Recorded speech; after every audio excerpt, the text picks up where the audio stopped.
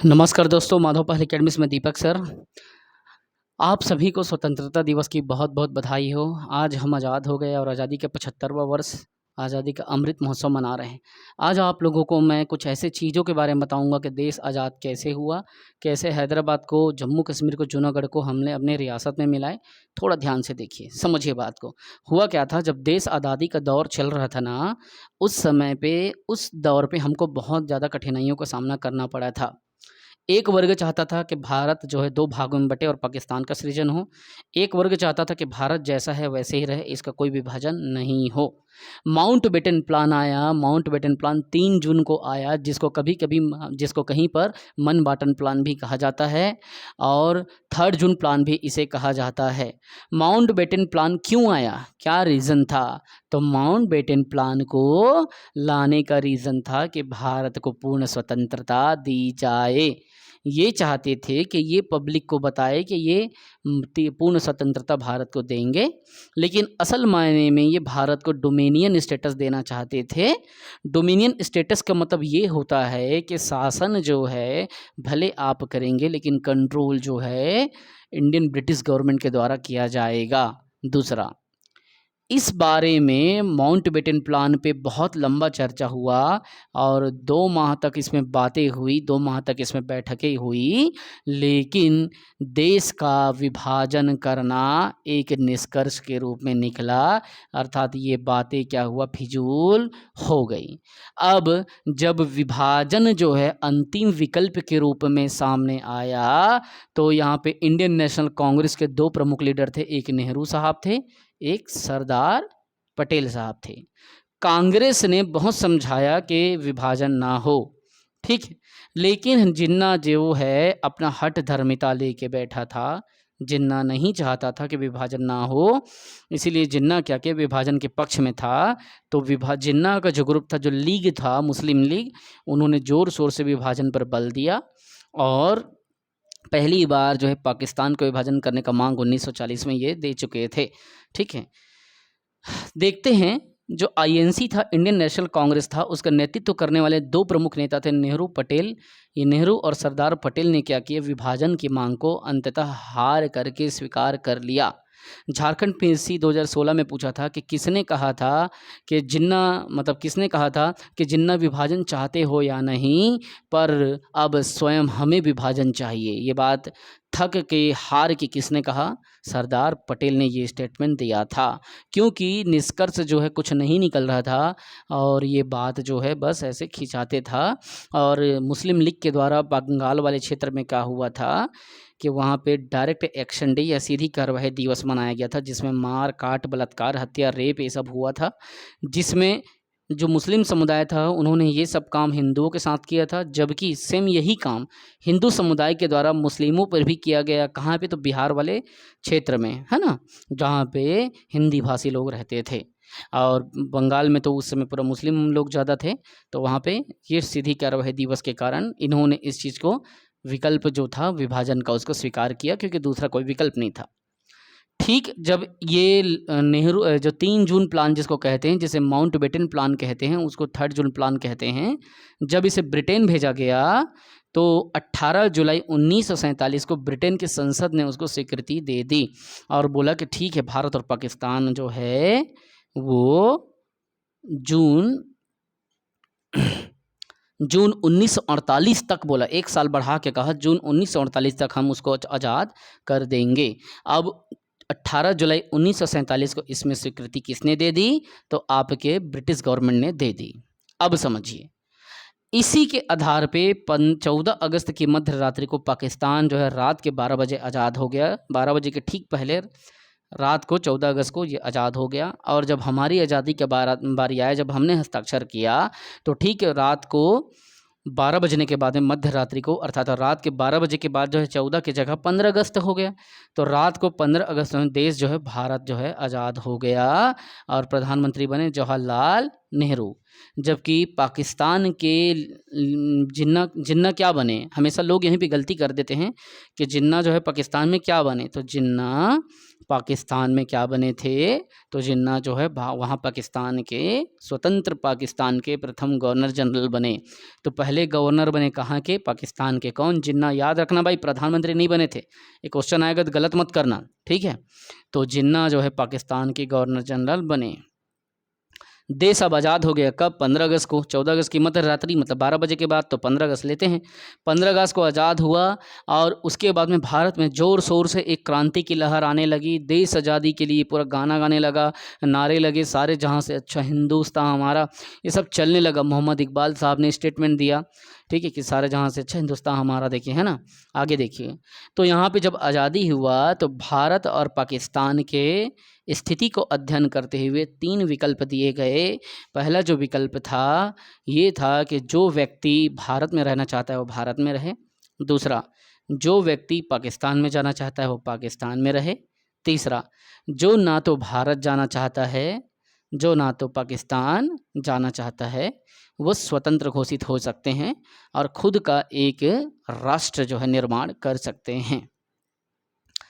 तो लगभग 552 देसी रियासतें था, एग्जैक्ट याद नहीं आ रहा है, लेकिन मुझे 552 याद आ रहा है। 552 देसी रियासतों में उस समय 3 ऐसे रियासत थे जो इस कंडीशन में एग्री हुए, स्वयं का शासन चाहते थे, ना तो भारत में रहना चाहते थे ना पाकिस्तान में। तो वो 3 कौन से देसी रियासत थे, समझना बात को। देश आज़ादी के बाद में हुआ क्या कि नेहरू जी को, सरदार पटेल जी को ये फील होने लगा कि भारत जो है इतने अलग अलग समूह में बटा हुआ है, अलग अलग प्रांतों राज्यों में बटा हुआ है कि क्योंकि भारत जो है अपने आप में एक क्या है, विविधताओं से भरा हुआ एक सब कॉन्टिनेंट ऑफ एशिया है। अर्थात भारत अपने आप में एशिया का उपमहाद्वीप है। वो इसलिए है क्योंकि विभिन्न प्रकार की डाइवर्सिटी भारत में देखने को मिल जाती है, ठीक। इसीलिए पटेल साहब ने कहा क्यों ना भारत को एकीकरण कर दे।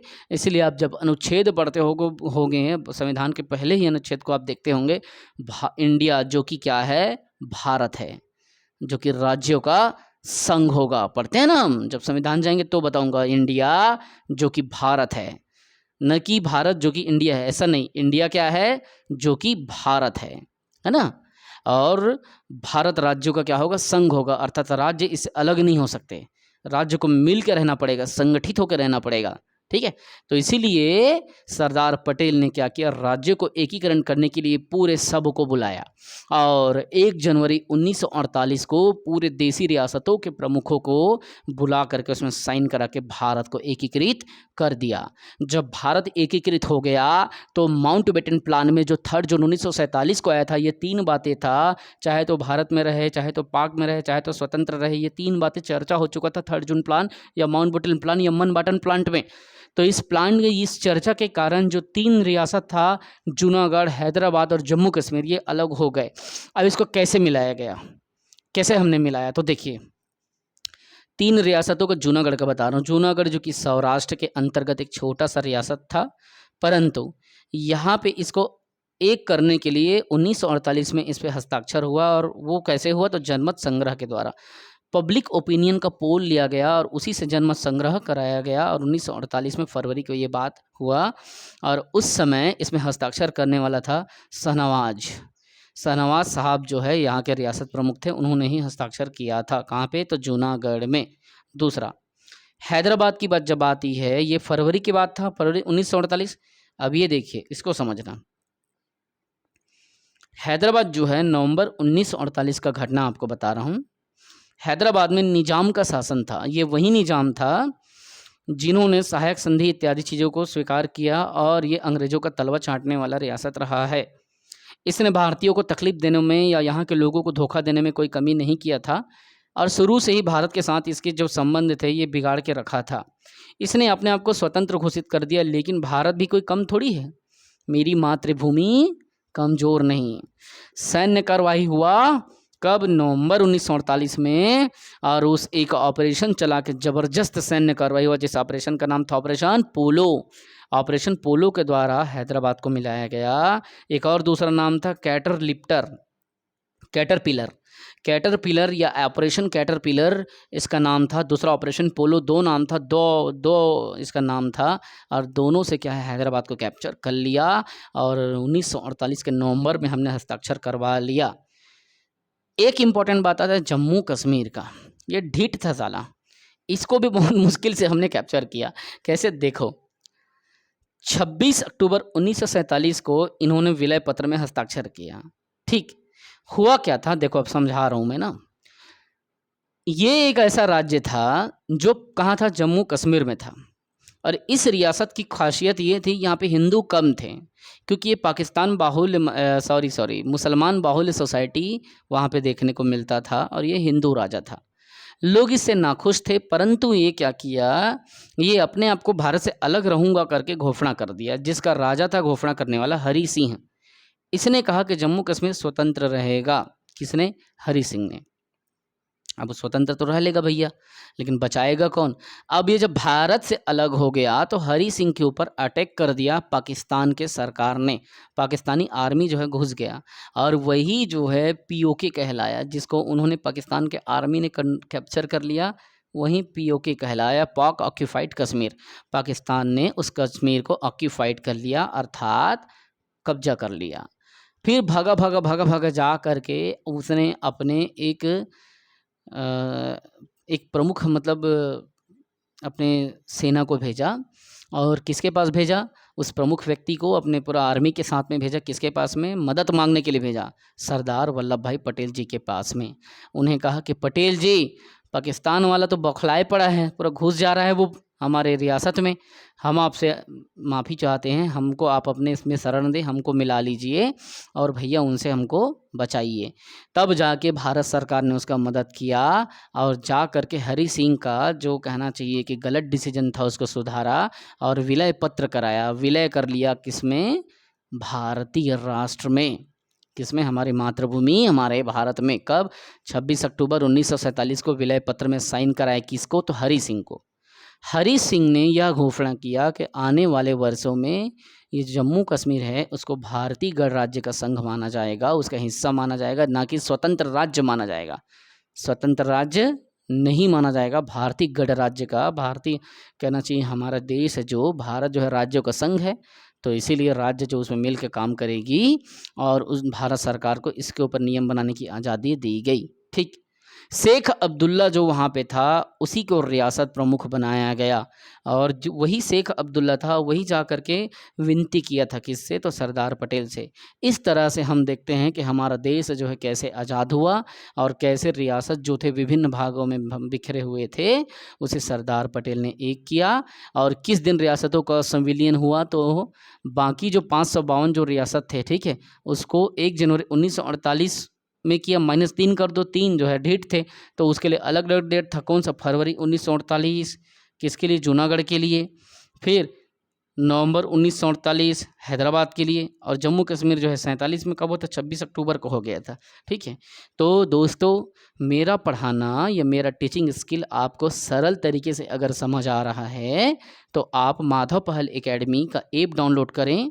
और कृष्ण जन्माष्टमी के दिन कब? 19 अगस्त को हम अपना पेड कोर्स लॉन्च कर रहे हैं, जो कि नाम मात्र के फीस में बच्चे सीरियस तरीके से होकर जो पढ़ना चाहते हैं, जिनको डेली एक वीडियो में जिनको संतुष्टि नहीं मिल रहा है, उनको 5 वीडियो 6 वीडियो दिया जाएगा माधव पहल एकेडमी की टीम के द्वारा। और उसमें आप चाहते हैं कि आपके दीपक सर आपके मुख्य एजुकेटर रहें, तो बिल्कुल जीएस की पूरी क्लासेस मैं लूँगा, क्योंकि आप लोगों को जीएस को पढ़ने समझने में दिक्कत आ रही है, मैं पूरा समझ रहा हूँ। अगर आप इसको फुल लेंथ पढ़ना चाहते हैं, लिमिटेड टाइम पे पढ़ना चाहते हैं, डेली 5-5 वीडियो चाहते हैं, तो आप माधव पहल एकेडमी से जाके कोर्स जो बाई कर लें। और अपने करियर के लिए इतना छोटा अमाउंट कोई भी दे सकता है, सीजीपीएससी का पूरा कोर्स है, व्यापम का पूरा कोर्स है, दोनों का इंटीग्रेटेड कोर्स है। एसआई का करेंगे तो एसआई का कोर्स है, हॉस्टल अधीक्षक का करेंगे तो हॉस्टल अधीक्षक का मिल जाएगा। कई लोग ये सब नहीं पढ़ के केवल इतिहास जो पढ़ना चाहते हैं छत्तीसगढ़ का, वो इतिहास बस पढ़ ले। जो केवल इंडिया का इतिहास पढ़ना चाहता है वो केवल इंडिया का अपने अपने बजट के हिसाब से आप उसमें करें। और इस बार तो 200% एनर्जी के साथ पैट कोर्स लिया जा रहा है। मैं तो वैसे भी कोई कमी नहीं करता, 6-6 किताबों से देता हूँ। अब तो और फुल डीप स्टडी करके मेरे को देना पड़ रहा है, क्योंकि ये पैट कोर्स है। मैं जो सीरियस बच्चे हैं उनके लाइफ के साथ खिलवाड़ नहीं कर सकता, क्योंकि वो चाहते हैं मैं उनके लिए पैट कोर्स लॉन्च करूँ, तो मैंने किया है। ठीक है। और जो फ्री कोर्स क्लासेस पढ़ना चाहते हैं उनको डेली ग्रुप में एक एक वीडियो आपको मिलेगा, लेकिन उसमें आपका एक एक मिलेगा, मतलब महीने में 30 ही वीडियो मिलेगा। और हमको तो 500-700 क्लास करना है ना, पूरा रिकॉर्डेड क्लास आपको ग्रुप में मिले, उसमें मिलेगा एप्लीकेशन से। ठीक है, इसीलिए ज़्यादा महंगा नहीं है, सस्ता है, अफोर्डेबल है, आप एफर्ट कर सकते हैं, है ना। ये समझ लीजिए कि डेली आप हर महीने मोबाइल में 200-300 खर्चा करते हैं, और विभिन्न प्रकार के खाने पीने में पॉकेट मनी अब 5,000 रुपये महीना का खर्चा कर देते हैं, पेट्रोल उधर इधर घूम घाम के। उसको आप साल भर का कोर्स, ठीक है, मात्र व्यापम का अगर आप करते हो सिर्फ 4,999 में मैं करा रहा हूँ। पीएससी का कर रहे हो तो पीएससी का मैं आपका 6,999 में करा रहा हूँ। फुल लेंथ कोर्स जिसमें बहुत सारे study material, recorded videos, PDF, live classes, test series और ये सब चीज़ें। टेस्ट सीरीज़ का खुद 999 रुपये फ़ी है, लेकिन वो मैं इसमें इंक्लूड कर दिया हूँ। ठीक है, ये सारा चीज़ें आपको अब मिलेगा। और सबसे ज़्यादा मायने रखता है आपका एजुकेटर आपको समझा पा रहा है कि नहीं। आप पहले अपने एजुकेटर को समझें कि वो कैसा पढ़ा रहा है, कैसा समझा रहे हैं, फिर आप उनके कोर्स को पढ़ें या उनके कोचिंग को ज्वाइन करें। 3 दिन डेमो देखा, उसके बाद ज्वाइन किया, चौथे दिन आया नहीं, ऐसा मत करें। आप खुद मेरा यूट्यूब में जाइए, जितने वीडियो देख रहे हैं देखिए, आपको संतुष्टि होती तभी पेड कोर्स खरीदें, वरना मत खरीदें। ठीक है, जय हिंद, जय भारत, जय छत्तीसगढ़।